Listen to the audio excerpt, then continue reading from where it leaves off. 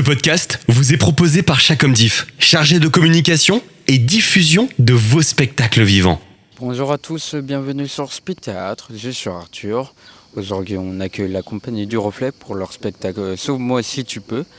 Ce spectacle se joue au Théâtre de l'Observance à 18h55 du 7 au 29 juillet, sauf le lundi 24 juillet. Bonjour à tous les deux.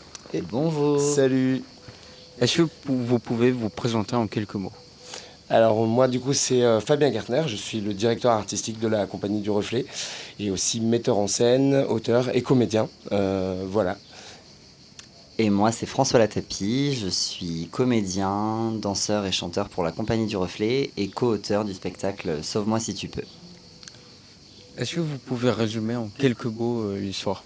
Complètement. Du coup, c'est une aventure au fin fond d'une forêt alsacienne qui s'appelle le Schnepfenried, où deux personnages que tout oppose se retrouvent coincés ensemble et ils sont obligés de s'entendre pour s'en sortir. Mais c'est une vraie catastrophe parce que tout les oppose. Mais ça, c'est bien sûr pour le plus grand plaisir du public. C'est à la fois frais, pétillant, on s'en envoie plein la tronche pendant 1 heure et pour le plus grand bonheur de tout le monde. Et quelles ont été vos sources d'inspiration ?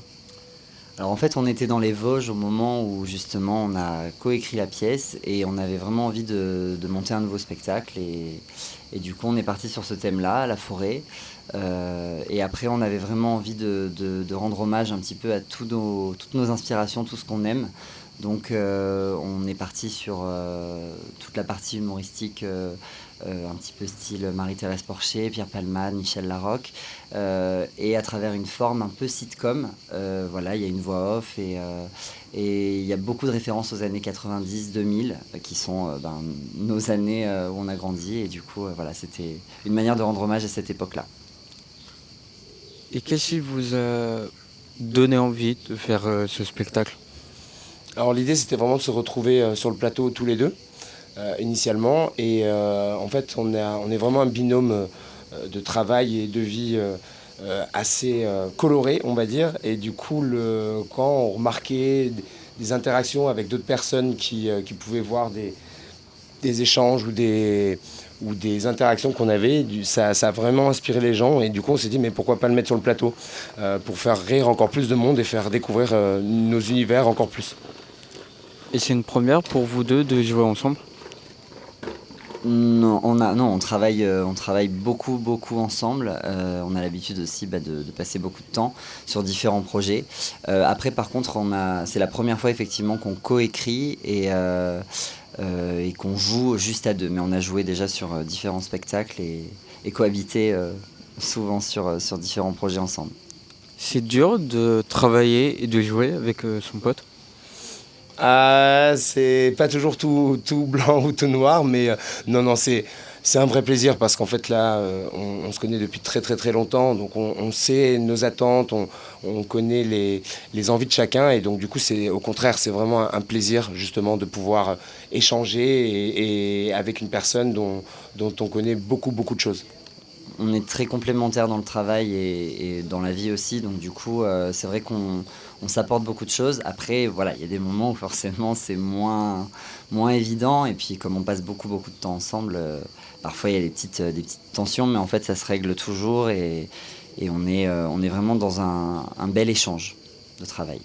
C'est un premier Avignon pour la pièce et pour vous ou pas ? Deuxième Avignon. Alors depuis le festival de l'année dernière, on a réécrit la pièce, on l'a améliorée, vu qu'on a tourné avec le spectacle, on a eu la chance d'avoir des beaux retours constructifs. Donc on a réécrit des choses et on se rend compte que le spectacle a vraiment pris en ampleur et en rire aussi. Et c'est toujours magique de rejouer à Avignon avec 1 an plus tard ? Ah oui, là en plus c'est ce qu'on dit, c'est ce qu'il disait, c'est que comme on a fait des changements, ça apporte vraiment un plus et on a l'impression effectivement que les gens, on croise des gens qui sont venus l'année dernière et qui redécouvrent le spectacle, donc ça fait vraiment plaisir. Et oui, non, c'est un bonheur et puis on est vraiment ravis et fiers de porter cette pièce.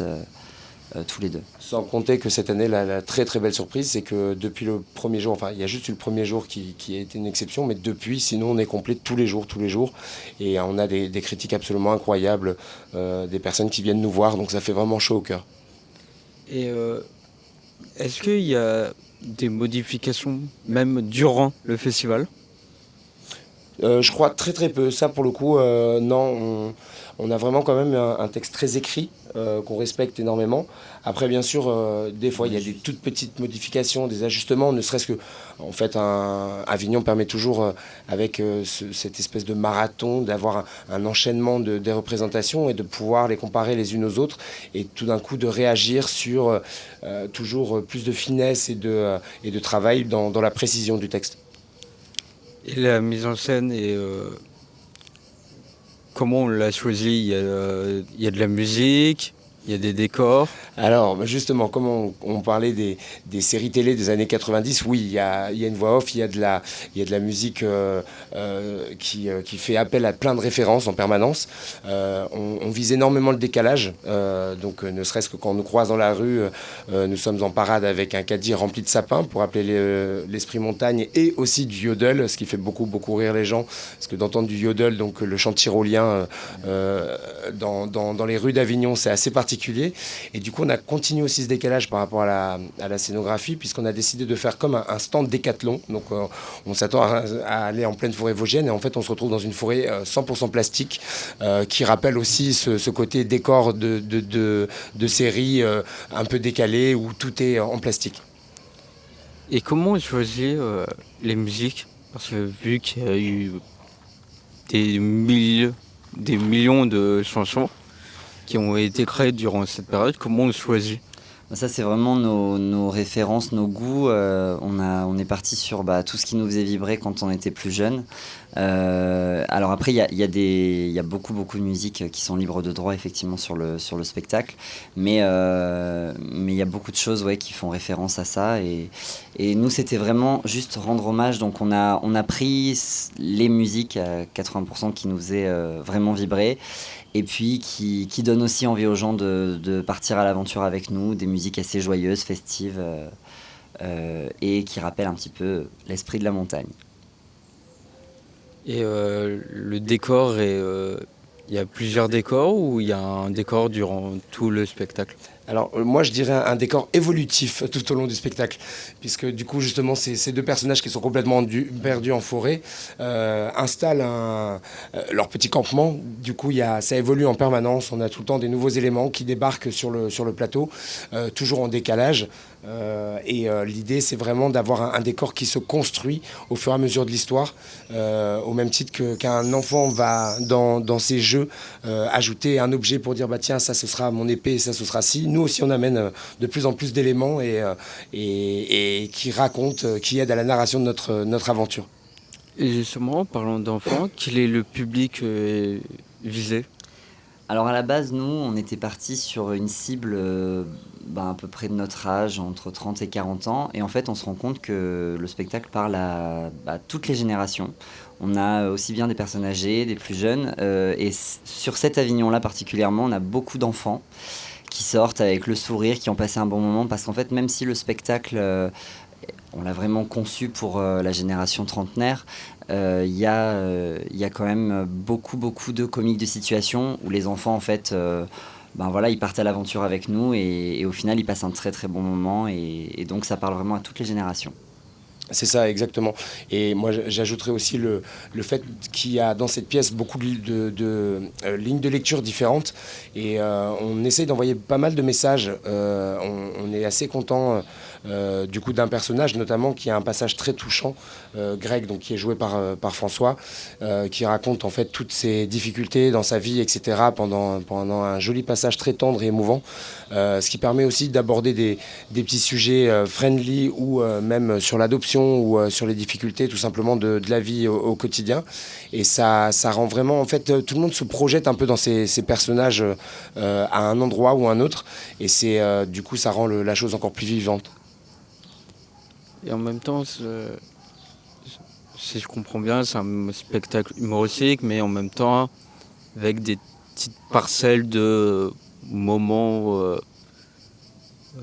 comment dire, touchant, vraiment avec du fond. On a essayé effectivement on voulait vraiment écrire une comédie, mais un petit peu comme dans le prénom, en fait, où il y a un fond dramatique et il y a des messages qui sont passés.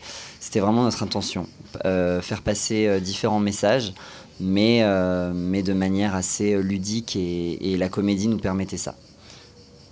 Voilà, c'est ça. Et le sous-titre de notre spectacle, c'est La nature fait bien les choses, sauf quand tout les oppose.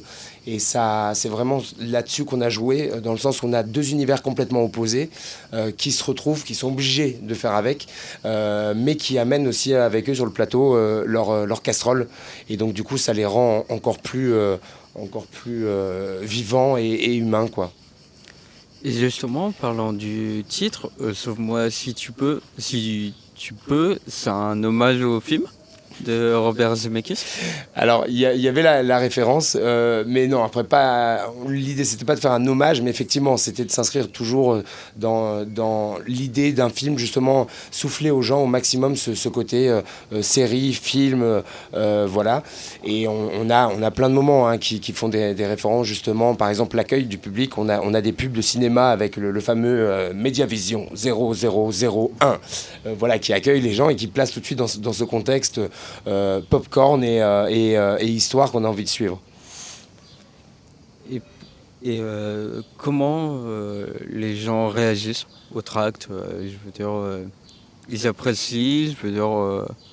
Cette année, étant donné qu'on a mis en place ce fameux caddie camping avec les sapins, la toile de tente et tout ça, les gens en fait viennent à nous, les gens dansent avec nous. L'autre jour, on a carrément déclenché une chenille dans les rues d'Avignon. D'une vingtaine de personnes. Voilà, qui nous ont suivis. Et en fait, c'est très festif. Les gens sont extrêmement bienveillants et rigolent. Et en fait, ça met beaucoup de bonne humeur et beaucoup de joie. Et ça nous fait beaucoup, beaucoup de bien. Parce que c'est vrai que l'année dernière, on n'avait pas vraiment fait de parade, on déambulait et c'était beaucoup plus compliqué. Et là, d'avoir mis en place le caddie avec la musique, le yodel et tout ça, on défile en costume aussi tous les jours dans les rues. En fait, les gens viennent à nous, les gens veulent se prendre en photo avec nous et on adore ça. D'ailleurs, si les gens nous croisent, n'hésitez pas à venir dans la rue, on adore prendre la pause avec vous. Et pour finir, si vous avez 3 mots chacun pour définir le spectacle, qu'est-ce que ce serait ? Alors, pétillant, rafraîchissant et tendre. Et moi, je mettrais vert, parce que c'est très très vert. Vert, décalé et déluré. Merci à vous deux. Je rappelle le nom du spectacle Sauve-moi si tu peux, par la compagnie du Reflet. Ce spectacle se joue au Théâtre de l'Observance à 18h55 du 7 au 29 juillet, sauf le lundi 24 juillet. Merci Fabien, merci François. Merci à toi. Beaucoup. Toutes les interviews Speed Théâtre sont à retrouver sur www.speedtheatre.fr.